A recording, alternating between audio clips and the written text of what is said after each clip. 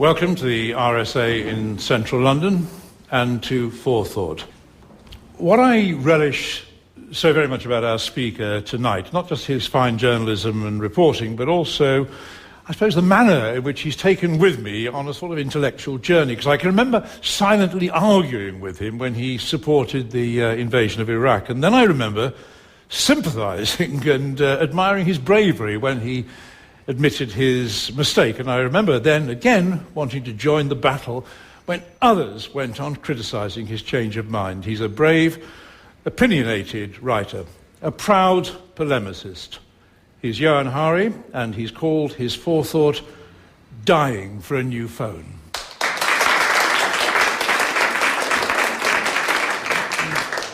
Thank you. I want to talk to you tonight about the story of the deadliest war in the world. The deadliest war since Adolf Hitler marched across Europe. It's a war that's happening tonight. It's a war that's killed 5 million people. And it's a war that leads directly to this room. Almost everyone in this room has in their pocket or their handbag now a chunk of that war. People listening to this over their laptops are listening to it via a chunk of that war. It is a war for all the things that make our society zing and bling. And it's the war in the Democratic Republic of Congo. The analogy I always think of is the TV show Lost, which is about a group of people who crash land on a desert island. And they think they're in a desert island in the middle of nowhere. And then one day, one of them finds a cable stretching out into the ocean. And they realise this island isn't what it seemed, that it's actually intimately connected to the outside world. When you go to Congo, it's a bit like that. You're told that it's a remote tribal war, that it's an African conflict, it's an internal thing, it's a tribal, ethnic. It's not at all. It's full of cables leading directly back to us. This will sound like a story about them, but it's actually a story about you. When I first went to Congo in 2008, I went to the hospital first, because I think a really good place to get a sense of what's gone wrong in a society is when you go to the hospital. And the guy who showed me around, who was very nice, said, "Sure, we can show you the various wards. Do you want to see the ward for the women who've been gang raped and shot in the vagina first? Or the ward for the children who've been burned as witches? Or just the ward for the general people who've been shot and mutilated?" And that gave me some sense. I want to give you just one human story from the war that I think gives you a portal into it. It's a 15-year-old boy called Jean, who was a kind of wiry, had a nervous laugh. He was wearing a Manchester United shirt. He'd been demobilised a few months before I met him, and he was in a war child centre. And ironically enough, when he saw my mobile phone and I took a picture on it, he was desperate to see this mobile and to play with it, and he didn't actually know how that was connected to his story. He was kidnapped by a militia when he was 11.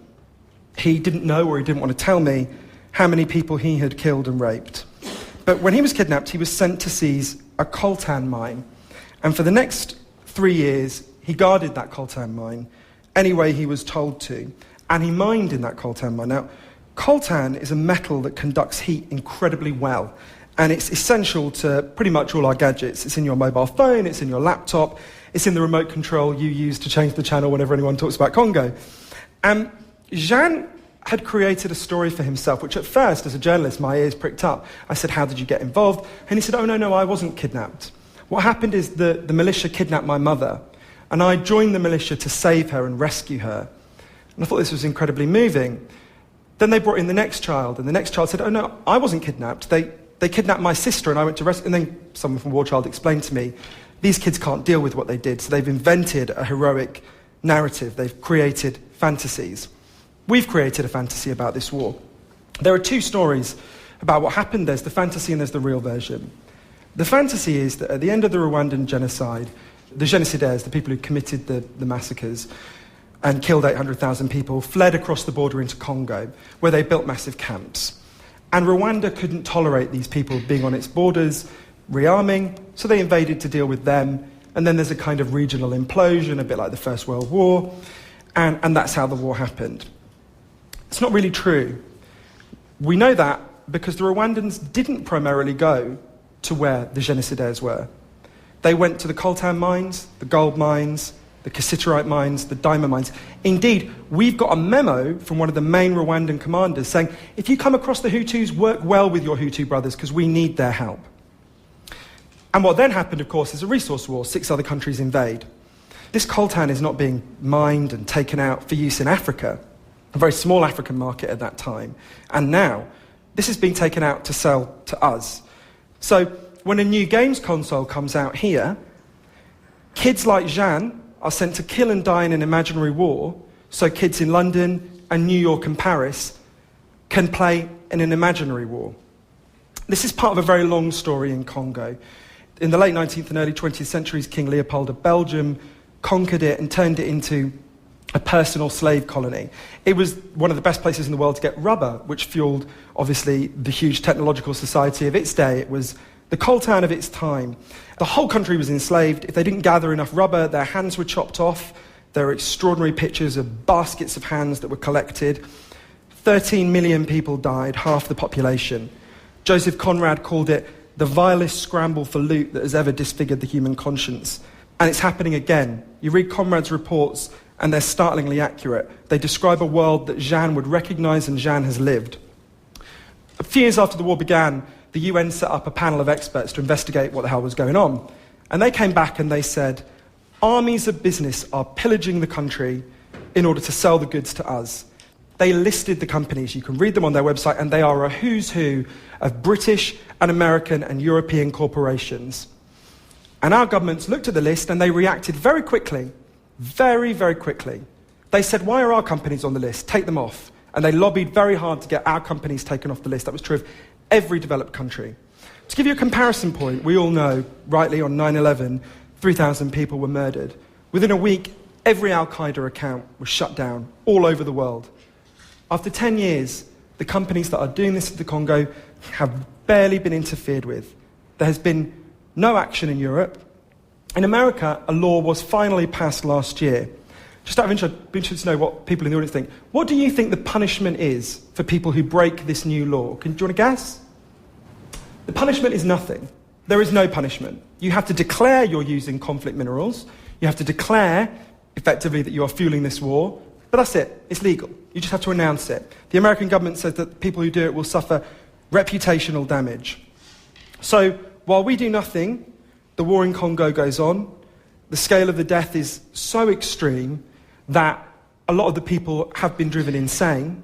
You drive around the Congo and around any corner you'll find a village where everyone's just been driven out, their village has been burned down, they're screaming for help, they haven't eaten in days. Because the people there have so little control, there's been a kind of mass psychosis that's spread, which is, before this war, there was no concept that children could be witches in Congo. There was some concept that old women could occasionally be witches, but in this part of Africa, there was no concept of child witchcraft. But in the madness of the war, where people had no control over their lives, evangelical Christian preachers started to claim, well, the reason why all this is happening is to us is because some of our children are evil. So there's been a huge assault on children. You know, I went to a place where they had convinced a girl that she was responsible for all her family being killed by a militia. She believed she'd turned into a dog and a bat. She had been tortured and burned until she admitted it. We've done this. We've put a desire for resources above 5 million dead Africans. Now, individually, none of us would do this. I doubt there's more than a handful of people in Britain who would ever kill a child for a cheaper mobile phone. But we've created a political system where that is precisely what's happening. We're better people than the system that is working on our behalf. Now, the obvious question is, if our governments are failing to act, what can we do? One proposal is to boycott, but it's very hard to boycott because no one is tracking where coltan comes from. We know that 30% of the coltan in the world comes from Congo. Virtually all the Congolese coltan is conflict coltan, fueling the war. But no one's figuring it out. So no company knows whether they're getting it or not. It's a safe bet, according to all the people who've investigated it, that every company is. So given that we can't retreat from the 21st century, we can't abandon everything made of coltan, we have to look for better ways. Now, the obvious one is to do what we did after 9/11, to prosecute people who are funding and fueling killing. You change the law. You introduce severe criminal penalties. If we start sending CEOs to prison for using Congolese coltan, I guarantee you a hell of a lot less conflict coltan will be sold. The other option, which should be done in parallel, is to introduce a global coltan tax on all the things we buy made of coltan that can then fund a proper peacekeeping mission in the Congo. The aim is that you get to a situation, we don't want to stop people in Congo mining and selling coltan. That's a great asset for the people of Congo if it's done properly. But for that to happen, we have to be establishing that it's not going directly to militia who then go and rape and murder people with the arms they buy, with the money we give them. The end goal is not choking off the Congolese coltan market. The end goal is that the people of Congo can sell whatever they want in a peaceful way, in the same way that no one is going to, no one is waging war in South Wales to buy and sell coal from the remaining coal mines. A lot of Congolese people know what we're doing to them, and a lot of them are reacting in an extraordinary and heroic way. I don't want the picture that you get of this of just a destroyed population. There's one man in particular who was actually the favourite to get the Nobel Peace Prize until they decided to give it to Barack Obama, called Dr. Denis Mukwege, who is a gynecologist. He's from Eastern Congo. He lived in Eastern Congo. He was there when the war began, and people began bringing him these women with these unbelievably horrific wounds. Because one of the things the militia would do is when they wanted to drive out the rival militia and control a mine, they'd go and destroy that militia's women. They'd target their villages. They'd commit the worst sexual violence in the world against them. And he treated these women, and he saved a huge number of lives. I think of him as the Oscar Schindler of the Congolese mass rapes. And he was constantly being threatened. His daughters were threatened. He was in terrible danger. But he would not give up. And there are so many people across Congo who will not give up, who appeal directly to us, who know what's happening. They can watch on their televisions us talking on our mobile phones. They understand. When I was there, I got a random call on my mobile. I didn't even realise I had reception from London Electricity saying that I was late paying my bill. But I want to give the last word to a Congolese human rights activist who was the same age as me. He was 29 when I was out there. His name was Bertrand Bisimwa. His whole life had been marked by this war.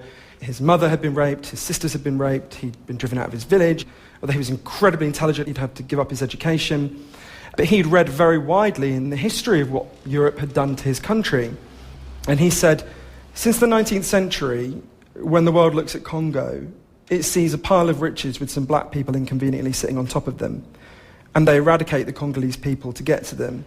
They destroy us because we're an inconvenience. So you tell me, who are the savages? Us or you? And I think if we don't act now, if we don't choke off the driver of this war, the answer to that will be very clear. Thanks.